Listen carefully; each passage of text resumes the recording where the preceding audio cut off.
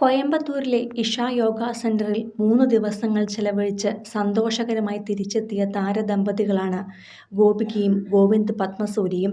3 ദിവസങ്ങളിലായി യോഗ മാത്രമല്ല, ചിരിച്ചും ചിന്തിപ്പിച്ചും പ്രകൃതിയോടിണങ്ങിയുള്ള ജീവിതമായിരുന്നു അവർക്കവിടെ. മാത്രമല്ല, അവിടുത്തെ ഗോശാലയിൽ സമയം ചെലവഴിക്കാനും ഇവർക്ക് സാധിച്ചിരുന്നു. ഇപ്പോഴിതാ ഗോശാലയിലെത്തി പശുക്കിടാങ്ങളെ കൊഞ്ചിക്കാനൊരുങ്ങിയ ഗോപിയയ്ക്ക് സംഭവിച്ച അബദ്ധത്തിന്റെ വീഡിയോയാണ് വൈറലാകുന്നത്.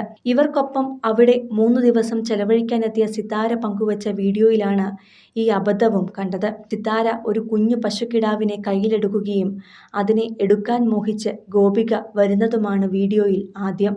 തുടർന്ന് പശുക്കിടാവിനെ എങ്ങനെ എടുക്കുമെന്ന ആശയക്കുഴപ്പത്തിനിടെ ധൈര്യം സംഭരിച്ച് അതിനെ കയ്യിലേക്കെടുക്കാൻ ശ്രമിച്ചപ്പോൾ പശുക്കിടാവ് മൂത്രമൊഴിക്കുകയുമായിരുന്നു. സാധാരണ ചെറിയ കുട്ടികളെ ആദ്യമായി കാണാൻ വരുമ്പോഴെല്ലാം അവർ മൂത്രമൊഴിക്കുന്നതും ഉണ്ണിമൂത്രം പുണ്യാഹമെന്ന് പഴയ ആളുകൾ പറയുന്നതുമെല്ലാം പതിവാണ്. അതുപോലെ ഇത് ഉണ്ണിയല്ലെങ്കിലും ഗോമൂത്രവും പുണ്യാഹമാണല്ലോ എന്നാണ് കമന്റ് ബോക്സിൽ നിറയുന്നത്.